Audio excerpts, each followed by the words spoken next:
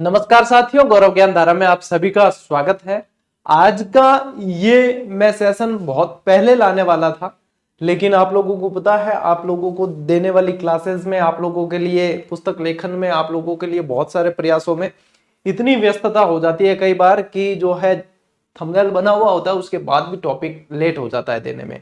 अभी बहुत सारे विद्यार्थियों के कमेंट आए तो वापस देखा मैंने कि हाँ, ये ज्वलंत समस्या है विद्यार्थियों की। होता क्या है, जैसे कोई भी एग्जाम पास में होता है तब विद्यार्थी कहीं ना कहीं से अभ्यास करते ही है और करना भी चाहिए, क्योंकि अपनी तैयारी सही तरीके से चल रही है या नहीं, हमारी क्या कमी है या नहीं, इसको जांचने का अब जो है बहुत अच्छा एक तरीका है test series, mock test, topic wise test series. बहुत सारी चीजें हैं जिसके माध्यम से आप ये पता लगा सकते हो आपने जो पढ़ा है वो सही है या नहीं। भैया, जब तक आप लोग जो है मतलब पढ़ रहे हो, लेकिन आपको कब पता चलेगा कि आप लोग जो है वास्तविक स्थिति में सही परफॉर्म कर पाओगे या नहीं, तो वैसी ही स्थिति से आप लोगों को गुजरना पड़ता है। तो आज की तारीख में ऐसा कोई विद्यार्थी मेरे ख्याल से नहीं है जो अभ्यास नहीं करता है, कहीं ना कहीं से करता ही है। ठीक है, मान लीजिए कोई हमसे जुड़ा हुआ है तो हमारी टेस्ट सीरीज से अभ्यास करता है, या कहीं किसी कोचिंग संस्थान से जुड़ा हुआ है तो वो वहां से अभ्यास करेगा, कहीं ना कहीं से उसका अभ्यास चल रहा होता है। अब होता यह है कि उसमें रिजल्ट आता है, अभ्यास करने के बाद रिजल्ट आता है तो नंबर यदि कम आते हैं, क्योंकि कम आने पर वह विद्यार्थी ज्यादा चिंतित होगा जिसने तैयारी बहुत ढंग से की है और उसे आशा होती है कि हम अच्छे नंबर लाएंगे तो हमें हमारी स्थिति पता चलेगी, तो वहां पे वो चिंतित होता है। सबसे पहली चीज ये ध्यान में रखो कि मॉक टेस्ट पेपर होते हैं आप लोगों की कमी पता लगाने के लिए, न कि ये कि आप उसमें 90% लेकर आओ, 95% लेकर आओ और आप खुश हो जाओ। खुश होने के लिए नहीं होते। आप लोगों को मॉक टेस्ट देना है तो सबसे पहले यह ध्यान रखनी है कि हमें इस बात का ध्यान रखना है कि वो किस लिए होते हैं, हमारी कमी क्या है वो पता लगाने के लिए होते हैं। उस कमी को पता लगने पर हमें जो है उसके अनुरूप कार्य करना होता है। तो सबसे पहली चीज दिमाग में ये क्लियर करो कि हमारी कमी क्या है। अब मॉक टेस्ट में नंबर कैसे बढ़ेंगे, तो आप जब कमी पर काम करोगे तब बढ़ेंगे। सिर्फ आप ये सोचकर बैठ गए, डिमोटिवेट हो गए कि हमारे नंबर कम आ रहे हैं, हमने इतनी तैयारी की, अब क्या करें, इस चिंता को दुश्चिंता में बदलने से पहले आप खुद का एनालिसिस करें कि नंबर कम हुए तो कौन कौन से प्रश्न में हुए, उन टॉपिक को मार्क करो और उन टॉपिक को मार्क करके उसके अनुरूप तैयारी करो। उसके अनुरूप देखो कि आपने ये चीज पढ़ी और प्रश्न किस लेवल से है और क्या हो रहा है।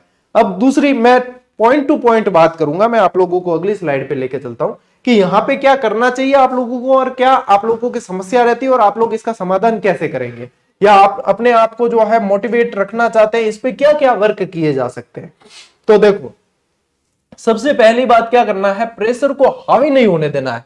हावी इसलिए नहीं होने देना है, आप लोगों ने कोई टेस्ट दिया, मान लीजिए 100 नंबर का है और आपके आए 60 नंबर, जबकि आपकी आशा थी कि 80 प्लस आने चाहिए थे। जरूरी नहीं है कि 80 प्लस ही आए, लेकिन 60 आए तो क्यों आए, आप लोगों की जो अपेक्षा थी उससे 20 नंबर कम क्यों आए, तो वहां पे जहां नंबर कटे हैं उनको आपको करना पड़ेगा आइडेंटिफाई और उसके अनुसार करनी पड़ेगी तैयारी। यदि मैं मेरे तैयारी के दौर की बात करूं तो हम ग्रुप डिस्कशन करते थे और मेरे जहां जहां जो जो प्रश्न गलत हो जाते थे ग्रुप डिस्कशन के अंदर भी, मैं उससे रिलेटेड पूरा चैप्टर वापस पढ़ता था। न सिर्फ उस प्रश्न को बल्कि उसका पूरा चैप्टर पढ़ता था, तब जाके जो है चीजें क्लियर होती थी।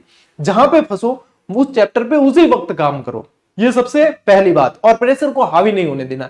यदि प्रेशर हावी हो गया तो फिर आप चाहकर भी वह काम नहीं कर पाओगे जो आप करना चाहते हो।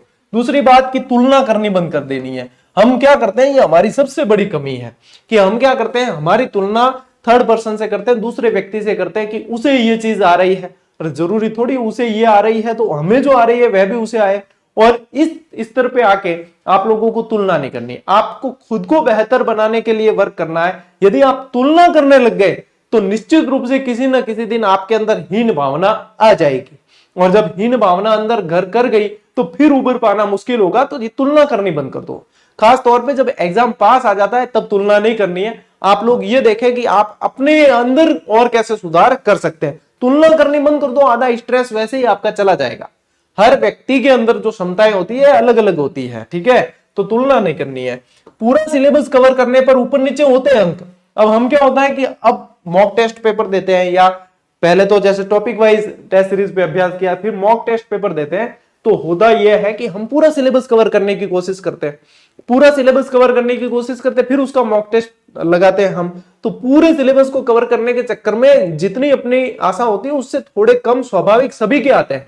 ये मानकर चले, आप ये नहीं सोचे कि भाई किसी के मेरे ही आ रहे हैं या नहीं, सभी के जो है मॉक टेस्ट में कम आते हैं। अब मान लीजिए कोई एक बंदा उस मॉक टेस्ट में टॉप कर गया, उसके अच्छे आ गए, हो सकता है अगले टेस्ट में वो भाई उस फील्ड से थोड़ा सा उस पोजीशन से पीछे आए, उसके अनुरूप प्रश्न नहीं आए हो। तो ये चीजें सभी के साथ होती है, इसकी चिंता नहीं करनी है।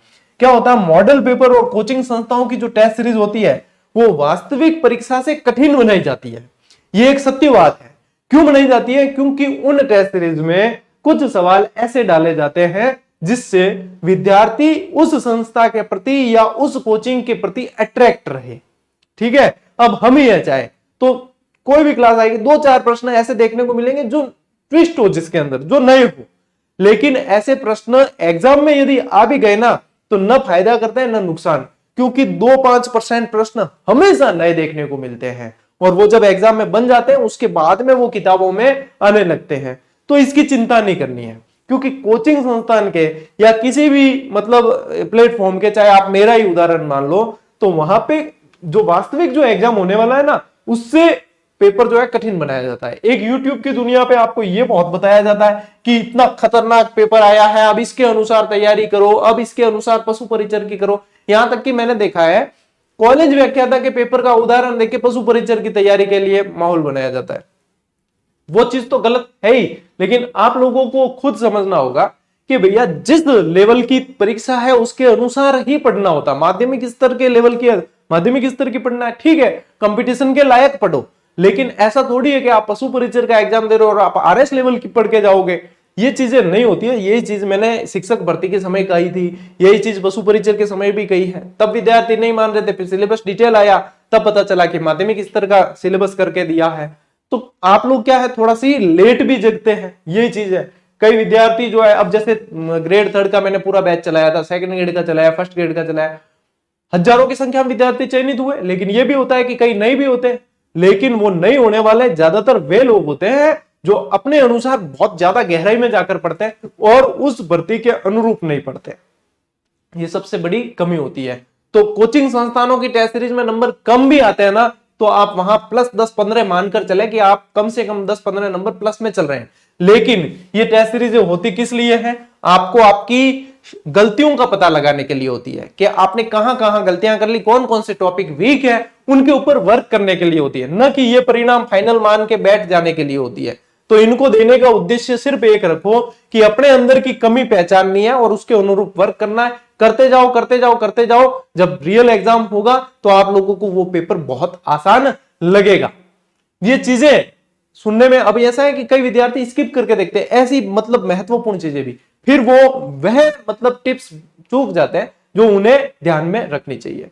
तो यहां पे इसलिए स्ट्रेस में आना ही नहीं है आप लोगों को। अब देखो पेपर का लेवल सरल, मध्यम और भारी होता है, ठीक है। अब है ना 30% तो आता है आप लोगों के सरल, 30% आता है आप लोगों के कठिन और 40% आता है आप लोगों के मध्यम। और यही पेपर बनाने का पैटर्न रहता है।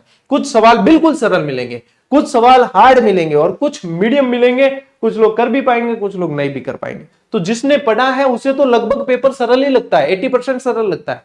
लेकिन जिसने एवरेज तैयारी की है उसके लिए स्तर बहुत मायने रखते हैं। और जैसे मॉक टेस्ट पेपर जो बनाए जाते हैं उसमें कई बार जो है इस स्तर को ध्यान में नहीं रखा जाता है। मॉक टेस्ट पेपर या ये मॉडल पेपर वगैरह बनाए जाते हैं तो यहाँ पे अपन देख लें कई बार एक ही सब्जेक्ट से सवाल आ जाते हैं, कई बार ये बहुत कम प्लेटफॉर्म है जो इनको ध्यान में रख के पेपर बनाते हैं। तो आपको वहां पे हीन भावना से ग्रसित नहीं होना है कि हमारे नंबर कम क्यों आ रहे हैं। ये चीजें आप लोगों को मोटिवेट करेगी और आप सही दिशा में बढ़ोगे आगे, ठीक है। ये चीजें ध्यान रखनी है। अब देखो क्या क्या अपने को ध्यान रखना है जिससे अपने नंबर बढ़े और अपन अच्छा परफॉर्मेंस कर सके। ये चीजें अपने को क्या करनी, बार बार दोहरान करना है। अब जैसे जैसे एग्जाम पास आता है रिवीजन बढ़ाओ, सेल्फ स्टडी बढ़ाओ आप, ठीक है। सेल्फ स्टडी बढ़ाओगे, रिवीजन बढ़ाओगे, उतने ही आप अपने आप में इंप्रूवमेंट कर पाओगे। आत्मविश्वास तो रखना ही पड़ेगा, ये तो की है, की ऑफ सक्सेस है ये यदि किसी ने लूज किया तो फिर वो जो है बैकफुट पे चला जाता है। आत्मविश्वास रखो, आपसे बेस्ट कोई और हो ही नहीं सकता। और कॉन्फिडेंस नहीं रखना है, लेकिन कम से कम आत्मविश्वास होना जरूरी है। ये रखना है और अपने आप अपने ऊपर मेहनत करनी है। टेस्ट देते हो, टेस्ट में जो कमी लग रही है उसके अनुरूप आप मेहनत करते चलो, जहां जहां कमी उसको सुधारते चलो, धीरे धीरे धीरे धीरे। ये इसीलिए तो कहा जाता है कि करत करत अभ्यास के जड़मति होत सुजान, रसरी आवत जात है सिल पर पड़त निशान। पत्थर पे भी निशान पड़ जाता है, इतनी अभ्यास में ताकत होती है। तो अभ्यास होता किस लिए? अपनी कमियों को पहचानने के लिए। गहराई में जाने से बचे। अब किसी संस्था का आपने पेपर मिलाया, ठीक है, ऑफलाइन ऑनलाइन जैसे भी मॉक टेस्ट पेपर, अब उसमें सवाल कुछ ऐसे थे जो मतलब नए दिखे या बहुत गहराई से, तो आप लोग क्या करेंगे? आएंगे वापस और नई नई किताबें लाकर और गहराई में ग्रंथ लाके गहराई में घुसते चले जाएंगे। वहां पे आप गलती करते हैं। आपको सिलेबस, आपको परीक्षा का लेवल जो है पकड़ के आगे चलना है। अब उस संस्था ने ये प्रश्न दिए, इसका मतलब जरूरी थोड़ी कि यही प्रश्न एग्जाम में आएंगे। अरे लेवल मायने रखता है, ठीक है, परीक्षा का लेवल मायने रखता है। अपन मानते हैं कि अधीनस्थ बोर्ड जो है वो थोड़ी सी कठिन सवाल दे देता है, लेकिन आखिर में परीक्षा है तो परीक्षा के लेवल के अनुसार तो देना ही पड़ेगा। ऐसा थोड़ी है कि पशु परिचर का या सीईटी का एग्जाम है और आपको आरएसआईएस के सवाल देंगे, ऐसा नहीं होता है। तो ये चीज ध्यान रखनी है। गहराई में अति में जाने से बचो। भाई अपने लेवल से तो पढ़ना ही है, लेकिन अति में जाने से बचो, क्योंकि बहुत ज्यादा ऐसा सवाल जो पहली बार ही देखने को मिल रहा है, तो वो तो भाई कितना ही टॉप करने वाला टॉपर हो, लेकिन उसके भी तो लिए वो नया ही होगा। तो वहां उसके चक्कर में अपन सरल और मध्यम वाले जो सवाल आने वाले होते हैं उनके साथ समझौता कर लेते हैं, और वहां जो दूसरे लोग सही कर रहे होते हैं वहां पे अपन गलत कर देते हैं, और वही हमारे बाहर जाने का कारण होता है। न कि बहुत गहराई से आने वाले गलत करने से बाहर होते हो, ये बल्कि मध्यम और सरल वाले जो आते हैं ना, ये 70%, इनमें से आप गलत करते हो तब आप बाहर जाते हो। इस 30% में से बाहर नहीं जाते हो आप गलत करने पे। इन चीजों को ध्यान रखें। और है ना, PYQs ज्यादा से ज्यादा पढ़ते रहें, क्योंकि बार बार बनने वाले सवाल हर एग्जाम पेपर में आप लोगों को 40 से 50% सवाल ऐसे होते हैं जो पिछले बने हुए प्रश्नों के इर्द गिर्द घूमते हैं। मैं ये नहीं कहूंगा कि हूबहू वही आते हैं, लेकिन इर्द गिर्द घूमते हैं। ऐसे ही ये पेपर आखिर में सवाल जाएंगे कहां? PYQs, यानी कि अब तक जो जीके में चल रहा था, कहीं ना कहीं से वो चीजें पूछी हुई होती है। भाई आप लोग देखते हो कि इन सर की इतनी पकड़ कैसे है कि ये इनकी लिखी हुई पुस्तक में सवाल इतने बनते कैसे हैं कि वो जो पढ़ाते हैं उसमें से आते कैसे। तो वो कहीं ना कहीं जो एग्जाम पैटर्न को ध्यान में रखते हैं कि एग्जामिनर इस परीक्षा के लिए क्या सोच रखता है, इसमें से महत्वपूर्ण क्या है, आपको भी पता चल जाएंगे जब आप इन पे वर्क करते हैं। तो पिछले बने हुए प्रश्नों को पढ़ते रहें और अपने जो लेवल है उसके अनुसार पढ़ते रहें, और टेस्ट देने का एक मकसद आपका होना चाहिए कि हमारे अंदर की कमी क्या है, न कि स्कोर कार्ड को ध्यान में रख के पढ़ना है। आप लोगों को देना है कि हमारा इसके अंदर स्कोर यह आया, हमारा टारगेट ये था, अब 20 नंबर की हमारे कमी आई है अगर हमारे टारगेट के अनुसार, तो वो कहां हुई है और उस पर वर्क करना है, ठीक है। तब आप लोगों का टेस्ट देना सफल होगा। फिर आप लोगों का धीरे धीरे जो है मॉक टेस्ट पेपर में भी नंबर बढ़ेंगे और निश्चित रूप से आप सफलता की तरफ आगे बढ़ोगे। मैंने बहुत ही शॉर्ट में ये सारी चीजें आप लोगों को समझाने का प्रयास किया है। अब चाहे आप आरएस का एग्जाम देने जा रहे हो, चाहे आप पशु परिचर का दोगे, चाहे आप सीईटी दोगे, चाहे आप रीट दोगे, चाहे आप फर्स्ट ग्रेड सेकंड ग्रेड कोई भी एग्जाम, उन सभी के लिए ये एक ही वीडियो काफी है कि यदि मॉक टेस्ट में नंबर आप लोगों के कम आते हैं तो उसके पीछे रीजन ये होते हैं। आप लोगों को करना क्या है, वो ये करना है। यदि इन चीजों को आप ढंग से ध्यान में रख लेंगे तो बिल्कुल आसानी से आगे बढ़ोगे और बिना प्रेशर में आए। मेरे हिसाब से मैंने इसके अंदर कुछ भी नहीं छोड़ा है। दूसरी बात कि जो विद्यार्थी राजस्थान से संबंधित तैयारी कर रहे तो उनके लिए मैंने आप लोगों को बताया ही था कि अपनी जो है दोनों वन लाइनर लॉन्च हो चुकी है। बहुत ही शानदार रेस्पॉन्स विद्यार्थियों का। और जीके वाले जो 2 यूनिट है पशु परिचर के अंदर नए सिलेबस के अकॉर्डिंग, हर एग्जाम चाहे first grade second grade grade third जो भी हुए, एग्जाम से 2-3 महीने अपनी जो है वन लाइनर ब्रांड के रूप में आती है, क्योंकि अपना ये ड्रीम प्रोजेक्ट है। एग्जाम से 2-3 महीने पहले आता ही आता है। पशु परिचर की भी अपनी जीके वाली वन लाइनर आ गई और बहुत अच्छा विद्यार्थियों का रेस्पॉन्स है। आप लोग जाएं मार्केट में देखें, यदि आपकी जरूरत के हिसाब से ये सही है तो लेनी है। मैं ये नहीं कह रहा हूं कि आपको लेनी ही लेनी, आपकी जरूरत के हिसाब से रिवीजन बूस्टर के रूप में इसकी आवश्यकता आपको महसूस होती है तो आपको बिना हिचक के इसको लेके पढ़ लेना है, क्योंकि इससे बेस्ट रिवीजन के लिए आपको कुछ मिलने वाला नहीं है। बाकी आप लोगों को ये राजस्थान भूगोल और इतिहास कला संस्कृति की वन लाइनर दे रखी है, ठीक है। अब आज वाली जो क्लास है वो करंट अफेयर्स की नहीं आ पाएगी, क्योंकि बहुत सारी कल मैराथन की वजह से मेरे बहुत सारा काम भी डिस्टर्ब हुआ था, उसको वापस से संभालना है, ठीक है। तो आज वाली क्लास नहीं आई है, लेकिन कल से अपन कंटिन्यू करने वाले हैं फिर से, तो इसकी चिंता नहीं करें। जीजीडी है तो मुमकिन है। टेलीग्राम से नहीं जुड़े हो तो जुड़ जाना समय पे, क्योंकि बाकी की जैसे मैराथन की जो पीडीएफ है वो मैंने टेलीग्राम पे दे दी आप लोगों को, और भी जो इन्फॉर्मेशन होती है सारी की सारी जीजीडी फैक्ट वगैरह वो सब टेलीग्राम पे दे रखे हैं। आप लोगों को यहाँ बता रखा है टेलीग्राम का क्या क्या फायदा है। और भी आप लोगों की ऐसी कोई शंका होती है तो मैं समय समय पे आप लोगों के लिए मार्गदर्शन के वीडियो बनाता रहूंगा, चिंता मत करो, चिंता मुक्त होकर आगे बढ़ो। जितना स्ट्रेस फ्री रहोगे उतना आप लक्ष्य के नजदीक चले जाओगे। ठीक है, चलिए साथियों मिलते हैं अगले वीडियो में, अगले सेशन में। तब तक के लिए राम राम, जय हिंद।